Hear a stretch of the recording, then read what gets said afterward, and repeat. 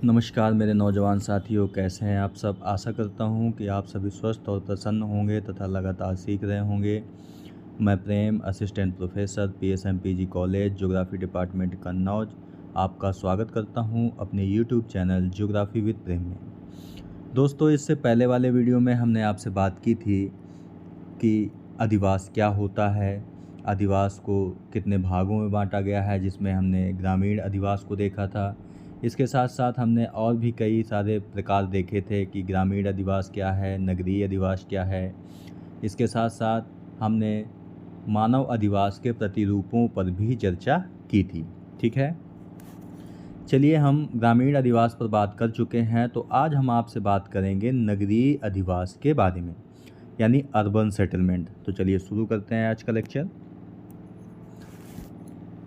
दोस्तों, अगर नगरीय अधिवास के अर्थ को देखें या परिभाषा देखें कि क्या होते हैं ये, तो इसमें आपको दिखाई देगा कि सघन रूप से, ठीक है, यानी कि नगरीय अधिवास, पहली बात तो यह है कि सघन होते हैं, और जो ग्रामीण अधिवास होते हैं वो विरल होते हैं। तो ये आपको याद रखना है, यानी सघन रूप से बसे हुए ऐसे अधिवास जिनके निवासियों का मुख्य व्यवसाय द्वितीयक, तृतीयक, चतुर्थक और पंचम क्रियाकलाप होते हैं, इन अधिवासों का सामाजिक संगठन कमज़ोर होता है, तो ऐसे अधिवास को नगरीय अधिवास कहते हैं। ठीक है, अगर हम दोस्तों ग्रामीण अधिवास की बात करेंगे तो ग्रामीण अधिवास में जो निवासी होंगे, पहली बात तो विरल रूप से बसे होंगे, और वहाँ के जो निवासी होंगे वो प्राथमिक क्रियाओं को कर रहे होंगे। लेकिन द्वितीयक में क्या है, जो नगरीय हैं वहाँ पर क्या है, द्वितीयक, तृतीयक, चतुर्थक और पंचम क्रियाकलाप करते हैं। वहीं ग्रामीण अधिवासों का जो सामाजिक संगठन होता है वो बहुत मजबूत होता है, ठीक है, जबकि नगरीय अधिवासों का कमज़ोर होता है। तो ये आप डिफरेंस पैदा कर सकते हैं। इसके बाद दोस्तों, इस चित्र में आपको नगरीय अधिवास को दिखाया गया है, यानी कि जो बड़े बड़े नगर हैं उसमें बड़ी बड़ी बिल्डिंगें आपको दिखाई देंगे। ठीक है, यहाँ पे सड़कों का जाल आपको दिखाई देगा, यहाँ पे बहुत सारे परिवहन के साधन दिखाई देंगे। ठीक है, और यहाँ के लोग द्वितीयक, तृतीयक, चतुर्थक और पंचम आर्थक क्रियाओं में लगे हुए होते हैं। आगे देखते हैं कि नगरीय अधिवासों का वर्गीकरण कैसे किया जा सकता है। Classification of urban settlement. नगरीय अधिवास को अलग अलग देशों में अलग अलग आधारों पर वर्गीकृत किया गया है, जो मुख्यतः निम्नलिखित हैं। ठीक है, यानी कि विश्व में जितने भी देश हैं वह नगरीय अधिवासों को निम्नलिखित अलग अलग आधारों पर वर्गीकृत करते हैं। जैसे कुछ जनसंख्या के आधार पर करते हैं, तो कुछ व्यावसायिक संरचना के आधार पर, तो कुछ प्रशासनिक ढांचे के आधार पर, और कुछ आवश्यक दशाओं के आधार पर करते हैं। ठीक है, तो सबसे पहले देख लेते हैं जनसंख्या के आधार पर, यानी साइज ऑफ पॉपुलेशन, जनसंख्या के आकार के आधार पर। दोस्तों, अलग अलग देशों में यह मापदंड भी अलग अलग है। ठीक है, जैसे डेनमार्क, स्वीडन और फिनलैंड में न्यूनतम 250 व्यक्ति, यानी कि डेनमार्क, स्वीडन और फिनलैंड जो देश हैं वह मानते हैं कि अगर किसी स्थान पर या किसी अधिवास पर न्यूनतम जनसंख्या 250 है तो वो नगर है। वहीं आइसलैंड में माना जाता है कि 300 व्यक्ति भी अगर किसी अधिवास में रहते हैं तो वो नगर है। जापान में माना जाता है कि 3000 व्यक्ति भी रहते हैं अगर कहीं पर तो वो नगर है। जबकि भारत में बात करें तो भारत मानता है कि अगर कहीं पर न्यूनतम जनसंख्या 5000 है किसी अधिवास में तो वो आपका नगर है। ठीक है, बस्ती को नगरीय अधिवास की श्रेणी में रखा जा सकता है। दूसरा, वहीं व्यावसायिक संरचना यानी ऑक्यूपेशन स्ट्रक्चर के आधार पर अगर देखें तो इसके अंतर्गत निवासियों की व्यवसायों में संलग्न प्रतिशत को देखा जाता है। ठीक है, जैसे इटली में अगर 50% से अधिक जनसंख्या गैर कृषि कार्यों में लगी हुई है। ठीक है, गैर कृषि कार्य का मतलब है कि द्वितीयक, तृतीयक, चतुर्थक और पंचम में अगर 50% जनसंख्या लगी हुई है तो उसे नगर घोषित किया जा सकता है। ठीक है, वहीं भारत की बात करें तो भारत में जो 75% से अधिक जनसंख्या का गैर कृषि कार्यों में लगा होना चाहिए। ठीक है, ये भारत का मापदंड है कि 75% से अधिक लोग द्वितीयक, तृतीयक और चतुर्थक तथा पंचम आर्थिक क्रियाओं में लगे होने चाहिए, तो उसे हम नगर कह सकते हैं। तीसरा है आपका प्रशासन यानी एडमिनिस्ट्रेशन। इसके अंतर्गत प्रशासनिक ढांचे को मापदंड माना जाता है। जैसे भारत में किसी नगर में अगर नगर पालिका है, नगर परिषद है, नगर निगम है या छावनी बोर्ड होने पर उसे नगरीय बस्ती माना जाता है। ठीक है, यानी इन 4 चीज़ों में से अगर कोई है तो भारत में उसे नगर घोषित कर दिया जाता है। वहीं ब्राज़ील और बोलिविया में जनसंख्या के स्थान पर प्रशासनिक केंद्र को नगरीय केंद्र माना जाता है।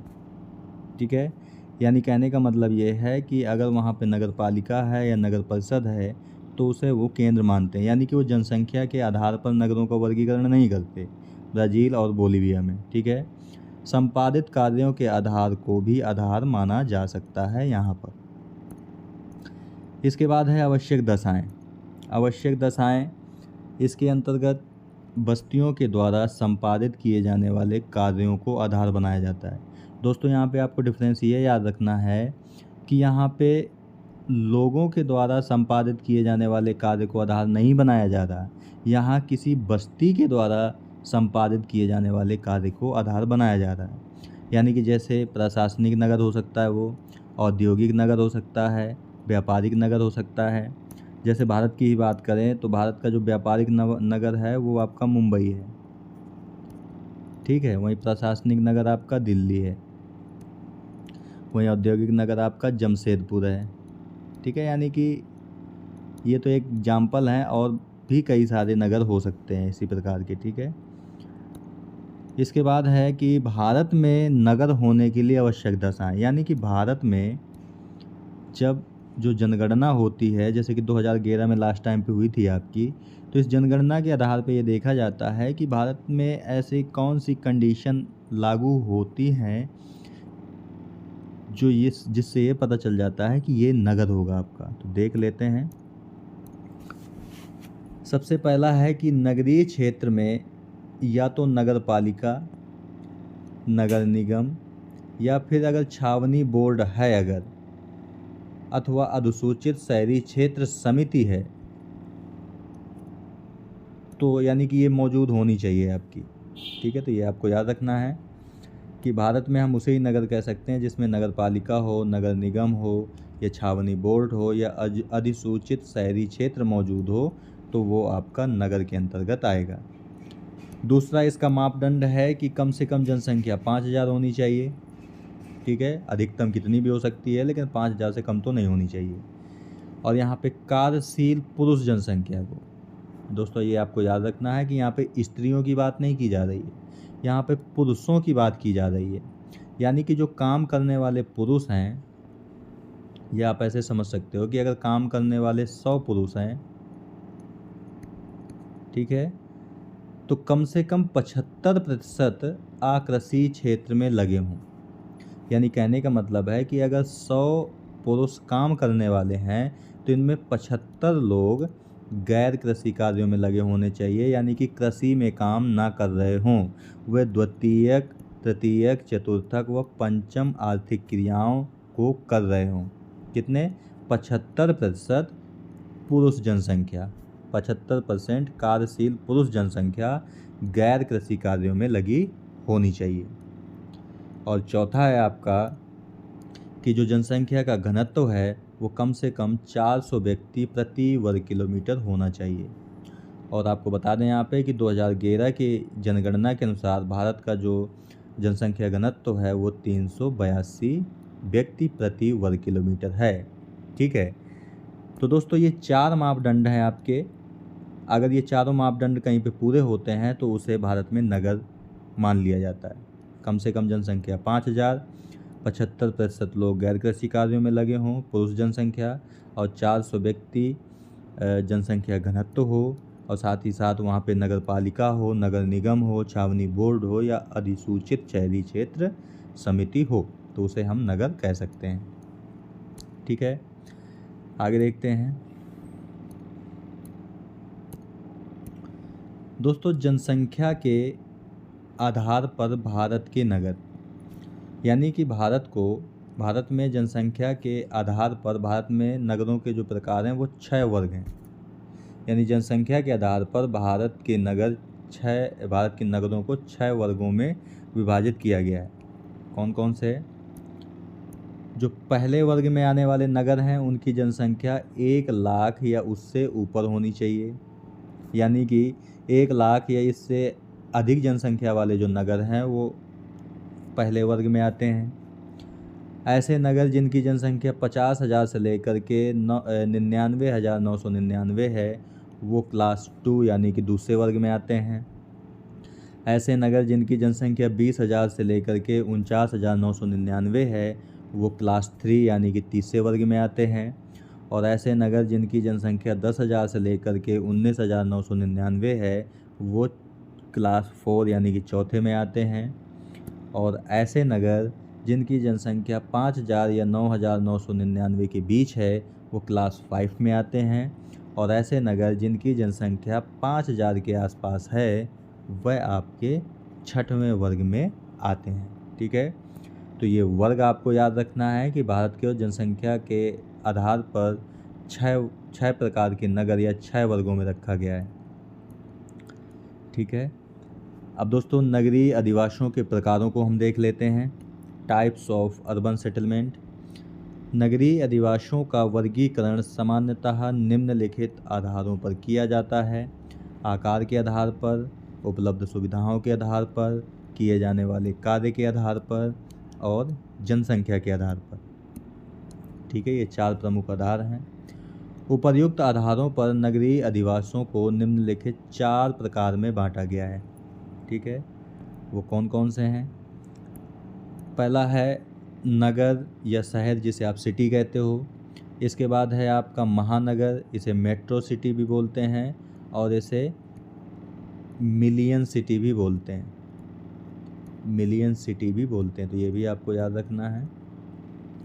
इसके बाद सन्नगर कोनर्वेशन होता है। एक आपका होता है बृहद नगर जिसे मेगालोपोलिस बोला जाता है। ठीक है, तो ये भी आपको याद रखना है। तो ये जो आकार बताए गए थे आपको, इन आकार के आधार पे नगरों को 4 वर्गों में डिवाइड किया गया है। अब हम एक एक की बात कर लेते हैं यहाँ पर। सबसे पहला है नगर या शहर। ऐसे नगरीय अधिवास जिनकी जनसंख्या 1 लाख से अधिक व 10 लाख से कम है। ये फैक्ट आपको याद रखना है कि ऐसे नगरीय अधिवास जिनकी जनसंख्या 1 लाख से तो अधिक है लेकिन 10 लाख से कम है उन्हें हम नगर या शहर कहते हैं। ठीक है, और इनमें जो 50% से अधिक जनसंख्या है वो गैर कृषि कार्यों में संलग्न होती है। गैर कृषि कार्य का मतलब है कि द्वितीयक, तृतीयक, चतुर्थक व पंचम आर्थिक क्रिया से अपना जीवन यापन करती है। ठीक है, जैसे एग्जाम्पल के लिए अलवर, सीकर और दौसा ये राजस्थान के नगर हैं। ठीक है, तो ये भी आपको याद रखना है। इसके बाद है महानगर या मिलियन सिटी जिसे मेसोपोलिस बोला जाता है। ठीक है, ऐसे नगरीय अधिवास जिनकी जनसंख्या 10 लाख से अधिक लेकिन 50 लाख से कम होती है। तो ये भी आपको आधार याद रखना है। 10 लाख से कम और 10 लाख से अधिक लेकिन 50 लाख से कम, तो उन्हें हम महानगर कहते हैं या मिलियन सिटी कहलाते हैं। ये औद्योगिक, व्यापारिक, प्रशासनिक व शैक्षणिक गतिविधियों के केंद्र होते हैं, जैसे जयपुर, जोधपुर, कोटा, ये सभी आपके महानगर हैं। ठीक है, इसके बाद है आपका सन्नगर। ठीक है, यानी कोनर्वेशन। जब 2 या 2 से अधिक नगरीय क्षेत्र एक दूसरे से मिल जाते हैं। इसमें क्या है, जब 2 या 2 से अधिक नगरीय क्षेत्र एक दूसरे से मिल जाते हैं तो एक विशाल नगरीय क्षेत्र का विकास होता है। इसे हम सन्नगर कहते हैं। जैसे दिल्ली, गुड़गांव, दिल्ली और नोएडा, ये आपके सन्नगर के ही उदाहरण हैं। ठीक है दोस्तों, जो सन्नगर शब्द है यानी कि जो कोनर्वेशन शब्द है आपका, उसे सबसे पहले पैट्रिक गैडिश ने 1915 में दिया था। तो ये भी आपको याद रखना है कि कॉनरवेशन शब्दावली का प्रयोग यानी कि सन्नगर शब्दावली का प्रयोग पैट्रिक गेडिस ने 1915 में किया था। 1915 में किया था। अब आप इस चित्र के माध्यम से देख पा रहे होंगे कि ये दोस्तों एनसीआर का क्षेत्र है। एनसीआर मतलब नेशनल कैपिटल रीजन, ठीक है, ये आपका दिल्ली है। तो जब आप इस एरिया में जाएंगे दोस्तों, तो दिल्ली से जब आप बागपत जाएंगे या गाजियाबाद जाएंगे या किसी भी स्थान के लिए जाएंगे आप, तो आपको पता ही नहीं चलेगा कि एक शहर कब ख़त्म हुआ और दूसरा शहर कब मिल गया, ठीक है। यानी कि एक नगर दूसरे नगर से जुड़ा हुआ है। या आप ऐसे भी समझ सकते हो कि मान लीजिए एक नगर ये है और दूसरा नगर ये है। अब इस नगर का भी विस्तार हो रहा है और इस नगर का भी विस्तार हो रहा है, तो इनका विस्तार होते हुए आपस में मिल जाते हैं। तो ये पता ही नहीं चलता कि किस नगर की सीमा कहाँ तक है। तो ऐसे क्षेत्रों को ही हम या ऐसे अधिवासों को ही हम क्या बोलते हैं, कॉनरवेशन या सन्नगर के नाम से जानते हैं। इसके बाद अगला है वृहदनगर यानी मेगालोपोलिस। ऐसे नगरीय अधिवास जिनकी जनसंख्या 50 लाख से अधिक होती है वो वृहदनगर कहलाते हैं, ठीक है। यानी अब 50 लाख से कितनी भी अधिक हो सकती है तो वो आपके वृहदनगर होते हैं। अंग्रेजी में वृहदनगर को मेगालोपोलिस बोलते हैं, जिसका अर्थ होता है विशाल नगर। इसका प्रयोग यानी कि जो मेगालोपोलिस शब्द दोस्तों या वृहदनगर शब्द है, इसका प्रयोग सर्वप्रथम जीन गॉटमैन ने सन 1957 में किया था। तो ये भी फैक्ट आपको याद रखना है कि मेगालोपोलिस शब्द किसने दिया, तो जीन गॉटमैन ने 1957 में दिया था। इसके अंतर्गत या आप इन्हें कह सकते हो कि इन नगरों को विश्व नगरी भी कहते हैं। यानी इन्हें विशाल नगर, वृहदनगर, विश्व नगरी या मेगालोपोलिस बोलते हैं। जैसे कि greater London, Tokyo, Paris, New York, Moscow, Beijing, Kolkata, Mumbai, Delhi और चेन्नई, ये हमारे क्या हैं, ये विशाल नगर हैं, क्योंकि इनकी जनसंख्या 50 लाख से भी अधिक है। आपको यहाँ पे बता दें कि दोस्तों विश्व का सबसे अधिक जनसंख्या वाला शहर आपका टोक्यो है, जो कि जापान की राजधानी है, ठीक है। तो ये भी आपको याद रखना है। जबकि भारत का अधिक जनसंख्या वाला शहर आपका दिल्ली है, ठीक है। तो ये भी आपको याद रखना है। इसके बाद देख लेते हैं दोस्तों नगरीय अधिवासियों की समस्याएं क्या हैं, यानी प्रॉब्लम्स ऑफ अर्बन सेटलमेंट। जो लोग दोस्तों नगरों में रहते हैं उन्हें प्रतिदिन किसी न किसी समस्या का सामना करना ही पड़ता है, ठीक है। और जो लोग नहीं भी रहते नगरों में उन्हें भी पता होना चाहिए कि नगरों में कौन कौन सी समस्याएं पाई जाती हैं। यहाँ पे आपको नगर का एक चित्र दिखाया गया है, ठीक है। नगरों में पाई जाने वाली कुछ कॉमन समस्याएं हैं। नगरीय अधिवासियों की समस्याओं को हम निम्नलिखित बिंदुओं के माध्यम से जान सकते हैं। सबसे पहले दोस्तों गंदी बस्तियों का प्रादुर्भाव, यानी कि जो बड़े बड़े नगर होते हैं, मान लीजिए नगर है आपका, तो नगर के जो किनारे वाले हिस्से होते हैं यहाँ पर आपको गंदी बस्तियाँ देखने को मिल जाएंगी, जिन्हें हम झुग्गी झोपड़ी कहते हैं, झुग्गी झोपड़ी कहते हैं, ठीक है। इसके अलावा जो नगर होते हैं वहाँ पर अत्यधिक जनसंख्या घनत्व होता है और नगरों का बढ़ता आकार, ठीक है। यानी कि यहाँ पर जो नगर हैं वहाँ पर छोटी सी जगह में भी हज़ारों या लाखों लोग रहते हैं, यानी कि जनसंख्या घनत्व इनका बहुत ज़्यादा होता है। जैसे कि अगर दिल्ली की ही बात करें तो दिल्ली का जो जनसंख्या घनत्व है वो 1 किलोमीटर यानी 1 वर्ग किलोमीटर में लगभग 11,000 लोग रहते हैं, ठीक है। तो ये आपको याद रखना है। उपभोक्ता वस्तुओं का उच्च मूल्य, यानी कि जो नगर होते हैं आपके, नगर में जनसंख्या ज़्यादा होती है तो वस्तुओं की डिमांड भी ज़्यादा होती है और डिमांड ज़्यादा होने से वे ऊंचे मूल्यों पर भी मिलते हैं। वायु की गुणवत्ता में गिरावट, चूँकि आपको पता है कि नगरों में बड़े पैमाने पर परिवहन साधन होते हैं, उद्योग धंधे होते हैं, फैक्ट्रियां होती हैं जिससे धुआं निकलता है, ठीक है। और इस धुएं के कारण वहाँ की जो वायु होती है उसकी गुणवत्ता गिर जाती है। खाद्य पदार्थों में मिलावट, ठीक है।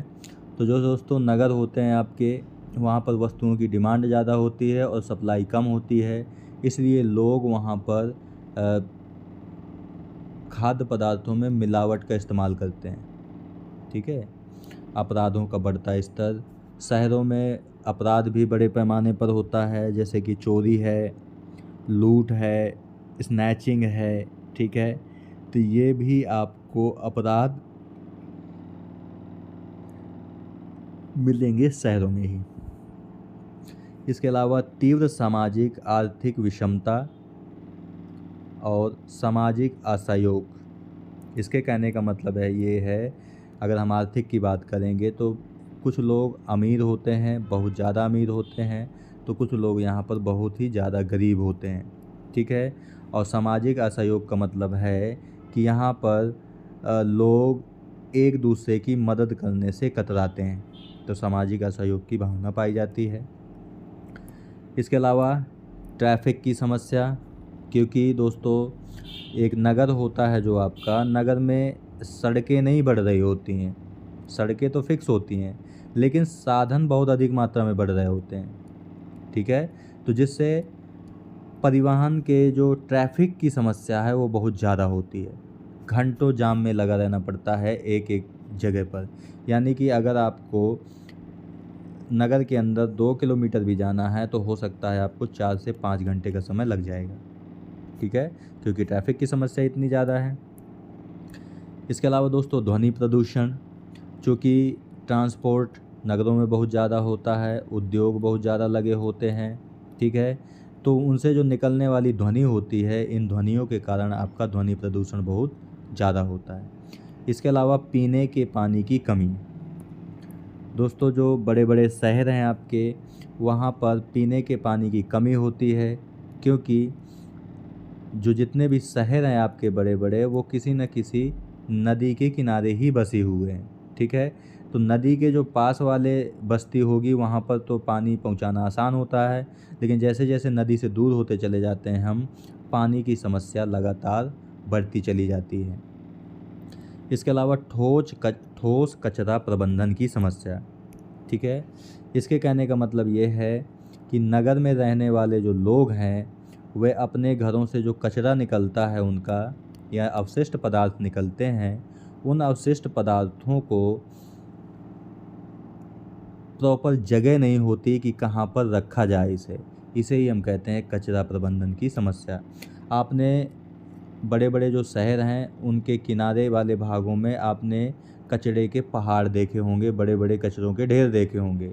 उसका प्रमुख कारण क्या है कि उसके प्रबंधन की समस्या होती है, ठीक है। तो दोस्तों आज के वीडियो में यहीं तक। आज हमने आपसे बात की कि नगरीय अधिवास क्या होता है, उनके वर्गीकरण के आधार क्या हैं, जैसे जनसंख्या आकार, व्यावसायिक संरचना, प्रशासनिक ढांचा और आवश्यक दशाएं। इसके अलावा हमने भारत में जो नगर होने के लिए आवश्यक दशाएं कौन सी होती हैं उन पर बात की। साथ ही हमने बात की कि जनसंख्या के आकार के आधार पर भारत के नगरों को 6 वर्गों में रखा गया है, ठीक है। नगरीय अधिवास के प्रकारों की बात की, जिसमें हमने नगर या शहर क्या होता है, महानगर, सन्नगर और बृहद नगर की चर्चा की। इसके साथ साथ हमने दोस्तों आपसे नगरीय अधिवासों की समस्याओं पर भी चर्चा की है, ठीक है। दोस्तों इस वीडियो का जो PDF होगा आपका, वो वीडियो के डिस्क्रिप्शन बॉक्स में उसका लिंक मिल जाएगा, जहां से डाउनलोड करके आराम से पढ़ सकते हैं। आपको पहले कमेंट में भी लिंक मिल जाएगा जहां से डाउनलोड कर सकते हैं। तो मिलते हैं आपसे नेक्स्ट वीडियो में एक अन्य टॉपिक के साथ। तब तक के लिए नमस्कार। आप प्रसन्न रहिए, खुश रहिए, मुस्कुराते रहिए और सीखते रहिए, कभी अपने लिए तो कभी अपनों के लिए। धन्यवाद। जय हिंद दोस्तों।